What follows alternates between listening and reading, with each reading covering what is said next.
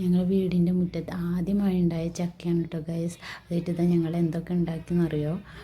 ചക്ക വറുത്തത്, നല്ല ചൂടുള്ള മൊരിഞ്ഞ ചക്ക വറുത്തത് ഉണ്ടാക്കിയിട്ടോ ഗൈസ്.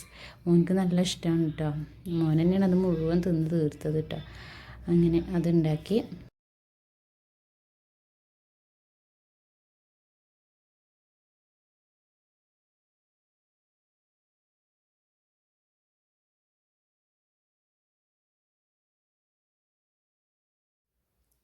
പിന്നെ ചക്ക കൊണ്ട് ഞങ്ങൾ ചക്ക അലുവ ഉണ്ടാക്കാൻ നോക്കിയതാണ് കേട്ടോ ഗൈസ്. അപ്പോൾ കുറച്ചൊക്കെ ശരിയായി എന്ന് പറയാം.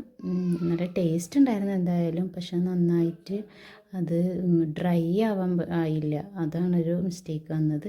ബാക്കിയൊക്കെ സക്സസ് ആയിട്ടോ. നല്ല ടേസ്റ്റ് ഉണ്ടായിരുന്നു കേട്ടോ ഗൈസ്.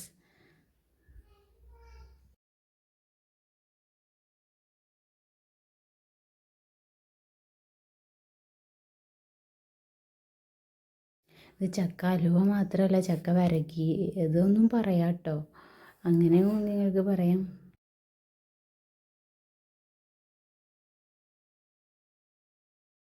പിന്നെ നമ്മുടെ നല്ല ഫലഭൂയിഷ്ടമായ തെങ്ങിൻ്റെ മുകളിലുള്ള തേങ്ങയിൽ നിന്നെടുത്ത തേങ്ങാപ്പാലുണ്ടല്ലോ, നല്ല കട്ടിയിൽ പിഴിഞ്ഞ തേങ്ങാപ്പാൽ ഒഴിച്ച് ശർക്കര ഒഴിച്ച് നന്നായി മിക്സ് ചെയ്ത് ഇളക്കി കൊടുക്കുക.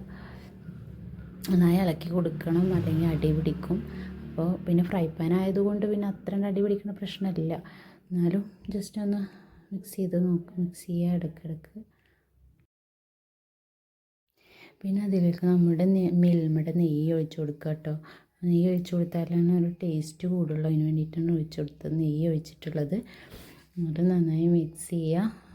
നന്നായി കട്ടിയായി വരണം.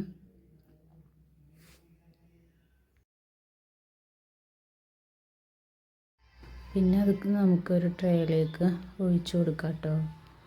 ഒഴിച്ച് കൊടുത്തിട്ട് അത് ചൂടാറി സെറ്റാവണം. അപ്പോഴാണ് നമുക്കത് കട്ട് ചെയ്ത് കഴിക്കാൻ പറ്റുള്ളൂ, ടേസ്റ്റ് ഉണ്ടാവുക.